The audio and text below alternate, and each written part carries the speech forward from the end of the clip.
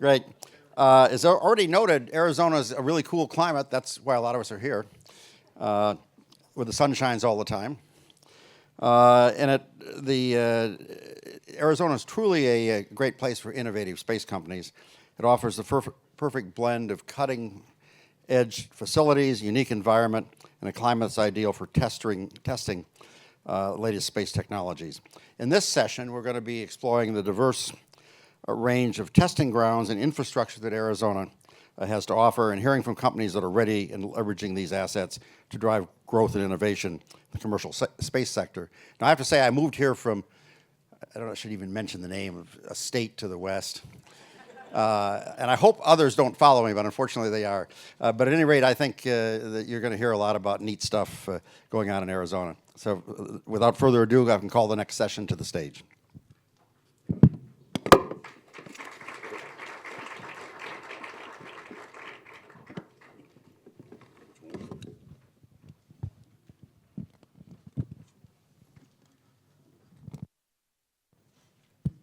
There we go. Good morning, everyone. I'm going to try it again. Good morning, everyone. Good morning. There we go. I said we should be waking up at this point, so let's go ahead and wake up. All right, so glad to have you all here today for today's session where we're going to focus on space to test Arizona's optimal conditions for year-round space research and development. My name is Devin Patterson, and I lead strategic initiatives in space and advanced industries here in Arizona, working to shape a space ecosystem that's built for the future. Arizona has long been a key player in aerospace and defense, but beyond its reputation, there's something fundamentally unique about what this state offers, especially when it comes to testing. With year-round favorable conditions, a diverse range of testing sites, and an expanding network of industry and research partnerships, Arizona has become a proving ground for companies developing the next generation of space technologies. Whether it's hypersonic flight, scalable manufacturing, or cross-sector collaboration, the state has positioned itself as a critical hub for innovation. But as we look ahead, the question isn't just about what Arizona has to offer today. It's about how we maintain this momentum and build on the assets, infrastructure, and opportunities already in place.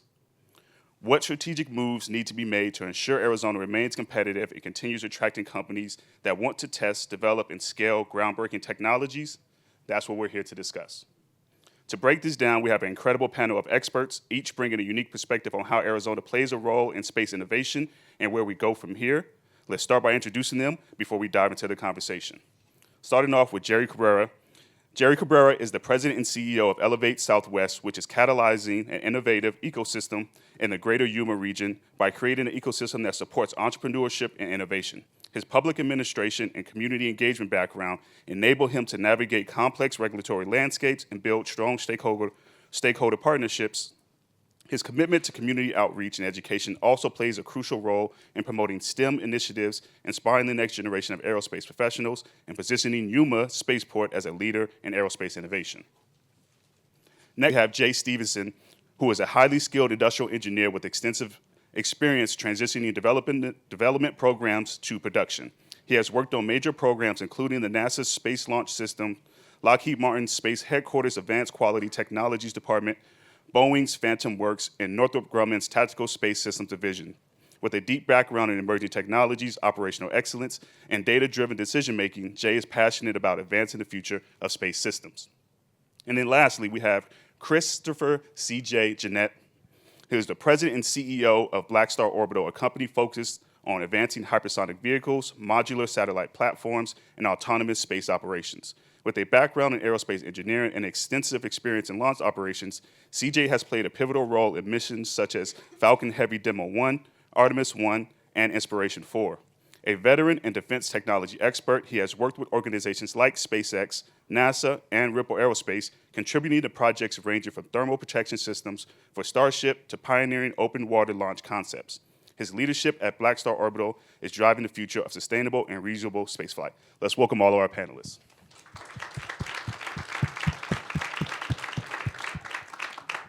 All right, to start the discussion off with, I'm going to open up the question to all panelists here. Arizona's climate and geography make it an understandable choice for space testing, but there's more to this story than just the environment. From policy support to industry partnerships and specialized infrastructure, what do you see as the key factors that truly set Arizona apart as a premier testing ground for space research and development? Okay, it works. One thing that has been discussed, actually, as a matter of fact, yesterday and today, is obviously the Arizona Space Commission, which plays a huge role, or will play a huge role on it. But just having the commission does not mean that the infrastructure is going to be pretty much set. But it's a strategic plan, obviously, will help, but the investment is what's going to actually drive the policy changes and Arizona become the leader of a testing ground, obviously, right? At least for us, for Yuma Spaceport, that's really crucial on making those changes. I know legislatively, there's been some changes in the bills to assist in that fashion, but without the investment, then there is no drive in the space industry here in the region. Obviously, most of Arizona has helped with the semiconductors, and it's played a huge role in the economy. But now we're moving into the space area, where is a huge drive, not only obviously for space, but the different sectors within the region for us: ag, biotech, biomedicine, clean energy, and obviously the semiconductors. So those play a huge role on what's coming in the future. But the investment is key. If I can just double tap your point real quick involving the Arizona Commerce Authority. We found that with our company headquartered in Florida, Arizona really did have a triangulation, as we like to say, of three key principles: people, proximity, potential. What we mean by that is we have the people. We have your Northrop Grumman. You have RTX. They're a fantastic company down in Tucson, as everybody knows.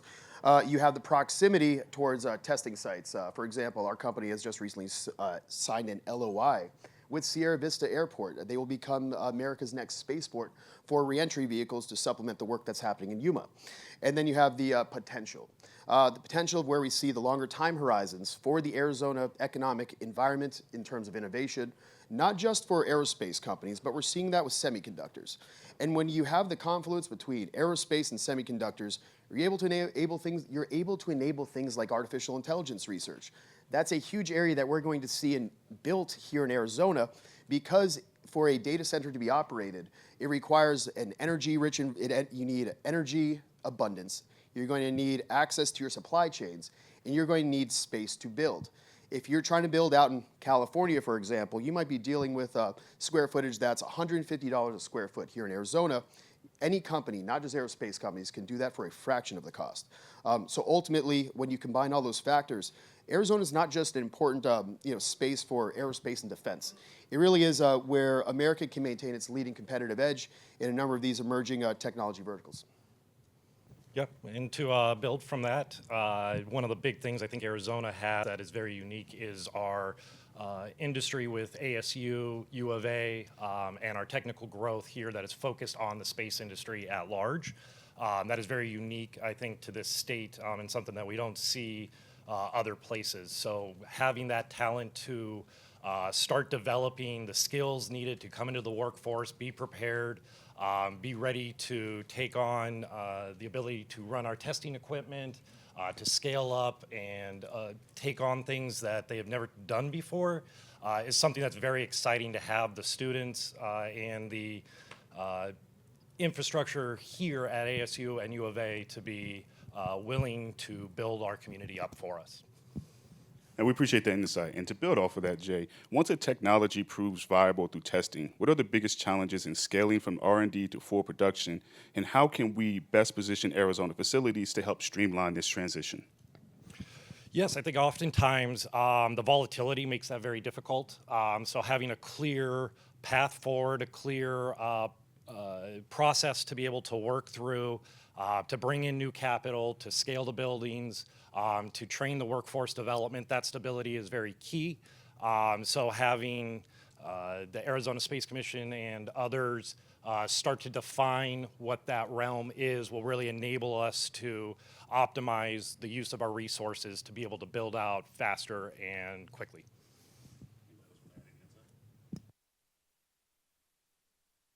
Looking at me. Jay, you really did hit many great points there. I would just add that, as far as, how we can build maybe a greater aerospace or just an innovation ecosystem, I would add that, and this was a point that was made very early on, we need the right investment environment. That's critical. Oftentimes we see that investors are willing to put up for, G&A, they're willing to pay for operations expenditures, but you start talking about R&D. You start mentioning that you might do a couple of flight tests. Something might crash into a cactus or a rock, 20 miles outside of town, and then we're going to have to build another rocket or build another aircraft or build another, in our case, a space drone, a hypersonic satellite that returns like a traditional, or launches like a traditional satellite on a rocket and then lands like a space plane, where we will be performing that in Sierra Vista, obviously under strict testing conditions. But ultimately, there is that risk, and the risk that everybody knows is inherent with a prototyping program. And that is a huge gap that needs to be filled. Oftentimes with the SBIR program, everybody wants to say that they announced that they want to direct to phase 2, it was $1.9 million, and now we can go build a thing. But then there's the contracting elements involved with that. For example, SBIR program, as companies find out, they don't provide T0 funding. So you're given this large contract, you're given the resources to do that, but you're not given the capital to do that until you make your first set of deliverables. And when you're a lean startup that's reliant on private capital, maybe you have an angel, maybe you've won a phase 1 that you're going to a phase 2, then you start dealing with the complexities of how do you build something that can be de-risked. And oftentimes, investors like to see that you've managed that particular issue. That's where the state comes in. And we're seeing that with, I'm not going to name any other states, but we are seeing that in other states in this country where they're injecting the capital, and they're allowing companies to thrive there. For Arizona to remain competitive, we will need to be looking at doing something very similar, and that's Brett Meekum's job, not mine. I'm just here to support. But ultimately, I think you got the point. And then Jerry, for you, with the space economy projected to reach $1.8 trillion by 2035, what are the key drivers of this growth, and how can strategic location and market demand ensure long-term sustainability? Obviously, Arizona is a ground for space just because of obviously the climate and over 300 days of being able to fly, obviously, right? One key conversation that's been going on is for FAA, for space to be removed out of the FAA because it's been a bottleneck. It takes about 180 days actually to get approval. And that's key just to make sure that there's more testing, more test flights available, at least for the Yuma Spaceport.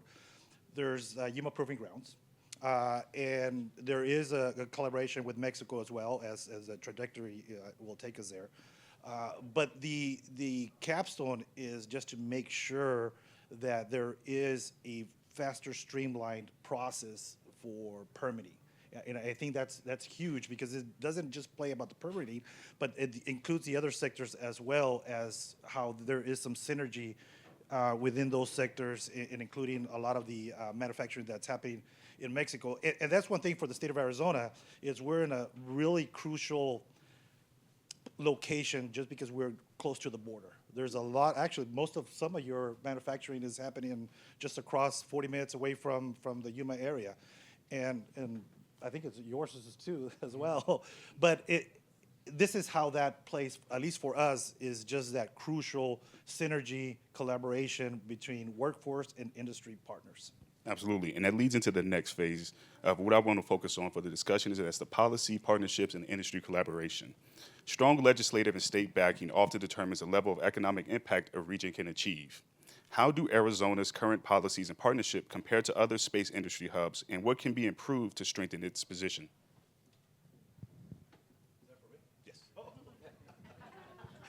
At least for us, we started this trek actually several years ago.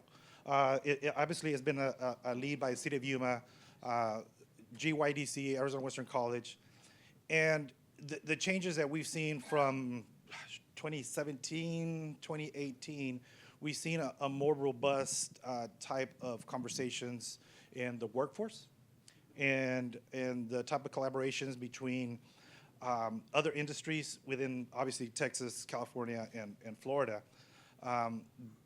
But for us, it's been a unique area as far as how we can take advantage of where we're at, of all the collaborators here in this room, And we've noticed that everybody wants to assist for Yuma to grow, especially on the spaceport, for Arizona to be the main hub for the nation itself on the economic turn, on putting more space vehicles launchable, right? So it's been a huge difference between us and everybody else. Is there's more collaboration from the government's office, from the local area, and now we're seeing more from the federal side as well. Absolutely. That was one of the things that I think has always set Arizona apart is the fact that there is a huge synergy here in the state across industry to continue to propel the state forward. And so, If I CJ, could, one thing. can I add to that part real quick before we go on? One thing that I was just reminded of, especially when it comes to what's happening in Yuma, is we have our own launch companies right here in the state of Arizona. Phantom Space, Jim Cantrell's company. We have an environmental control system, Paragon. The unique thing about Arizona, and this is what I think everybody's realizing, is that there's several companies, if not maybe about a dozen to 15, and as it turns out, they fit in each. You can almost like plug them in, and what you have is a comprehensive whole that actually makes it just as competitive as the startup ecosystems of Los Angeles, what you see out in Florida, where we spend a lot of time. There's something very unique about Arizona that does need to be understood, and that's not just the quality of the companies involved, but how they all synergize with each other. And that's probably one of the biggest things that Blackstar noticed very early on, is not only was there a fit from us here, but there was companies that were a fit from us here. So I just wanted to add on your point there. Absolutely. And no, that leads into the question that I wanted to get your insight on. What specific steps can be taken to not only continue attracting companies for testing, but to encourage them to invest long-term and establish permanent operations here from a founder's perspective? From the founder's perspective, and I think from my experience, working with you in the ACA was, I'll say what happened. How did people ask how do we get connected to Sierra Vista? Well, I got a call from Devin probably about a year and a half ago, almost 2 years ago, and he calls me and says, "I think I found the location for Blackstar." Now, at the time, because no smart founder will exit their job unless they have another job that's paying. Hint, hint, any founders out there. I get a call. I'm at work. I see it's Devin. I excuse myself, step aside. Good thing I was the lead engineer. Nobody was going to tell me no if I needed to take a call. So I ended up, speaking to you about it. I have your location. It's in a city called Sierra Vista, at a place called Fort Huachuca. It's funny. I asked around, and it turns out that even though this was at the Space Center, the lady, our scheduler, her daughter, actually was in the Army intel at Fort Huachuca. So when it got mentioned, her eyes lit up, and apparently she had a mug in her office out at the Space Center from the fort, Tony. And so it was really interesting to see that people knew about Sierra, people knew about the fort, but most importantly, the mission that Fort Huachuca had. Their moniker is, I believe, from swords to satellites. So when it comes to identifying location for outside companies, it's organizations like the ones like ACA, Arizona Tech Council, and the others who help guide and pathfind so founders understand where they need to go to find the best value for their limited budget. So, Absolutely. I appreciate that. And then for you, Jay, as more space startups and advanced technology companies establish themselves in Arizona, what infrastructure investments or policy changes will make the state more competitive in supporting the full life cycle of space innovation, from testing all the way through large-scale production? I think really just enabling companies to work together, bringing on when new companies are coming in, providing support for those companies, really building that community, that foundation, that playbook I heard earlier mentioned of what is it that we have to do to come into this space, I think is really important for us to be able to really help grow the economy and grow the ecosystem here in Arizona. And it really requires the support from everybody to support the goals of enabling us to move forward. Any insights you want to share, Jerry? I guess, again, I mentioned the collaboration here in the state of Arizona has played a huge role. Not only here in the state of Arizona and how we've been seen from other states, including nationally from Mexico as well. They've been knocking doors too. So it is true of the collaboration and partnerships, but also including the 3 universities plays a huge role on that ecosystem itself to make sure that there is always a strong connection and strong environment to keep us forward, especially on the R&D side. And I would hate to see some of that funding go away, because that's what's going to lead, at least for the U.S. spaceport, that R&D portion of it is going to take companies like yours move forward and propel them into the next 20 years. And not just so you. One that Blackstar is working on that involves some of our market verticals, which could be very important to, say, a UMA spaceport, is the fact that our founders were engineers based out of the Space Center, which means we have extensive experience involved with infrastructure, for example. So also look for companies that can drive maybe, I don't want to call out any companies, but let's just say your Jacobs or your KE&Gs or your EG, or those larger companies that are doing these infrastructure projects, but also charging like hundreds of millions of dollars for a large infrastructure project. So finding the small business concerns, that's what I'm getting at. It doesn't have to be Blackstar, but small business concerns who can help with your ground game, your infrastructure, your building out what makes a launch pad operate. Because when people see a launch pad, obviously, and you know this better than anybody, involves, you have, it's not just a tower, it's the propellant, it's the high pressure pipelines, it's the helium compressors that are taking the helium to fuel the launch vehicle so it has the pressure tanks. And it's like you said, it takes a large group of people working together to make these programs happen. You won't see a single company doing that. It really takes, it's a combined effort of many different stakeholders, both large ones and small ones as well. There we go. And so as we look to get and close out the discussion here, I want to open up on one last question to all panelists before we move over to questions from the crowd here. We've talked about Arizona's unique advantages, the infrastructure needed to scale innovation, and the policies that can drive that investment. But we understand that true leadership in the space industry isn't just about maintaining what we have. It's about understanding and anticipating what's next. What emerging opportunities or disruptive shifts do you see on the horizon, and how can Arizona proactively position itself to lead in the next era of space? So I'd say one of the biggest advantages about Arizona compared to many of the other space hubs is our lack of natural disasters, honestly. So the natural disasters that hit many of our other areas do not take out millions of dollars of infrastructure here in Arizona, and that is a very big, valuable asset to us to keep hurricanes.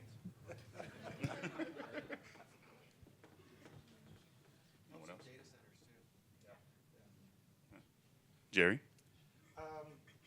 You're absolutely right on that. As far as the key areas, I think it was mentioned earlier today, or yesterday, as a matter of fact, that plug-and-play propellants plays a huge role in this. And for us, at least for the state of Arizona, on the big industry of ag, also making sure, being aware of the combustibles, make sure that they don't hurt our ag industry, because ultimately this is what we eat, right? Our salads and whatnot. So we have to be careful. And those are the propellants, they're propelling actually into the next 10, 20, 30 years of how safer, cleaner areas we can focus on, specifically on that industry, because now not only on the ag side, but on the biotech, biomedicine, those are moving forward much faster than we have anticipated. And with new technologies, quantum and other things that are happening with microchips, it just makes everything propel much quicker and faster, including the artificial intelligence. And that also, it plays, but we also have to be careful with artificial intelligence, because as everything, I think it was a Reaganomics or something that they mentioned that trust but verify, right? And now a lot of the engineers use that as well. But we have to make sure that even with artificial intelligence, we use it carefully as a tool, but always verify what's happening in that area, because although it's a tool and it'll help us propel us, it's not going to be the end all of everything that we do.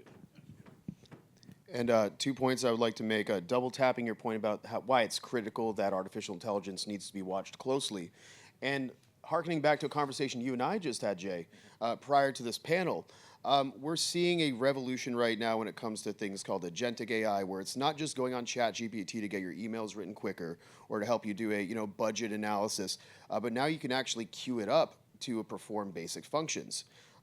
So our tier one adversaries are actually now releasing these for a lot cheaper than we can in the United States, because they are state-backed and because that's how they undermine the American markets. So what we're seeing is companies now going towards these tier one adversaries, their platforms, using them in engineering context, and that can be very dangerous. On the other hand, there's a promise to agentic AI in the engineering, because now if you can have an American-bred one that's used for a prime or a subs program that is ITAR cleared, homegrown preferably. Now we're getting to the point where an engineer can have their CAD done, can have their design reviews done.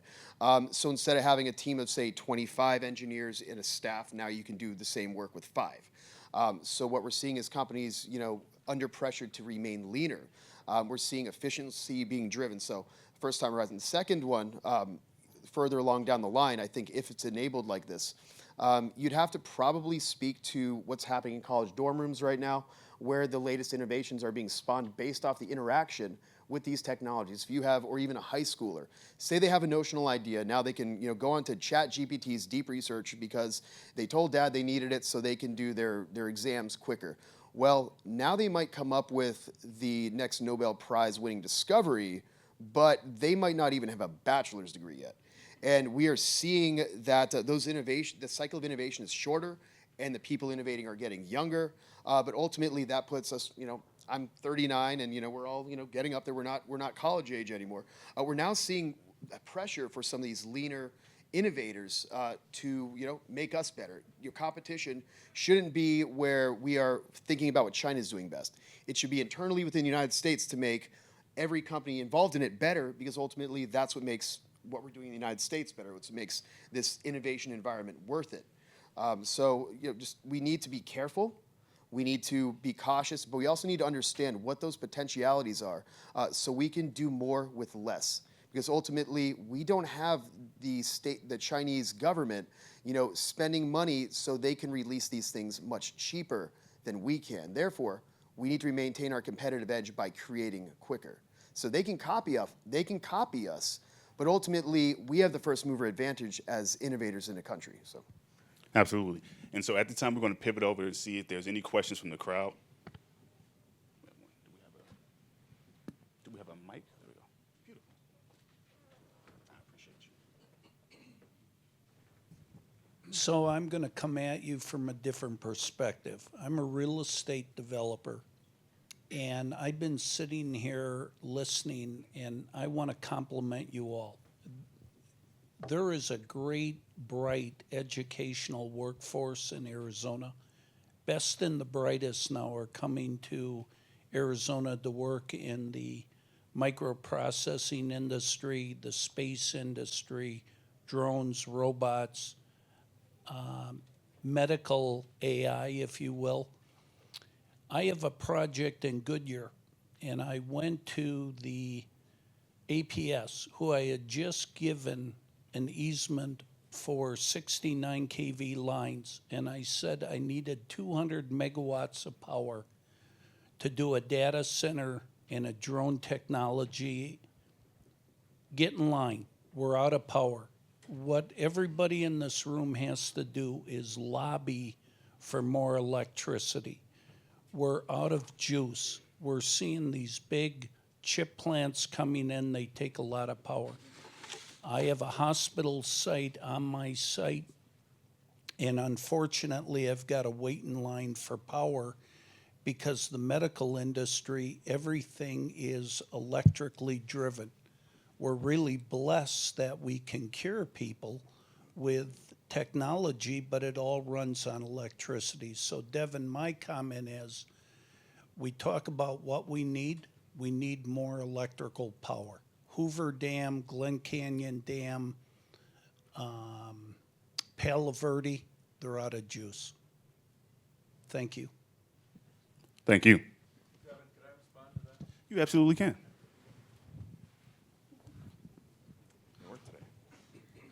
So I had the occasion recently to interact directly with the CEO of APS, the CEO of SRP, and the CEO of First Solar. And the issue we're facing is that we're so successful from an economic development standpoint that we're facing a crisis in power. By 2030, Arizona's got to produce 40% more power than it's producing today. So it's taken us 100 years to get where we're at, and then the next 5 years we have to produce 40% more power. A lot of that's going to be clean energy. A lot of that's going to be gas. As some of you know, the utilities are talking about SMRs, nuclear, but that's 10 years away at the minimum, given all the issues in permitting and dealing with nuclear and the state of the art. So this is going to be a major issue for Arizona going forward. And by the way, it's not unique like the workforce issues that have been discussed. It's not unique to Arizona. It's a national issue. Every state's facing the same crisis. For us, 50% of the new demand for power is for data centers. Absolutely. 50%. And I very much appreciate you taking the insight. We do have to conclude the discussion and move on to the next one. I do appreciate you gentlemen want to have the questions. I'm going to go ahead and close out with the closing remarks. Arizona has all the right ingredients to be a global leader in space testing, research, and development. We have the climate, infrastructure, and a growing network of industry, academia, and government partnerships. But staying ahead requires continuous investment, strategic vision, and a commitment to fostering innovation at every level. The insights shared today underscore the immense opportunities before us, but they also highlight the work that remains. The future of space isn't just about exploration, it's about creating a sustainable, thriving ecosystem that benefits industries, economies, and communities alike. I encourage you all to take what you've heard today and think about how we can collaborate to push Arizona's space industry forward. Let's build on our strengths, address our challenges, and position the state as a cornerstone of the evolving space economy. Thank you to our panelists for their expertise and perspectives, and I thank you all for being a part of this conversation. If you want to continue or have additional questions, please find any of the panelists right outside. I thank you all, and then please enjoy the rest of the summit.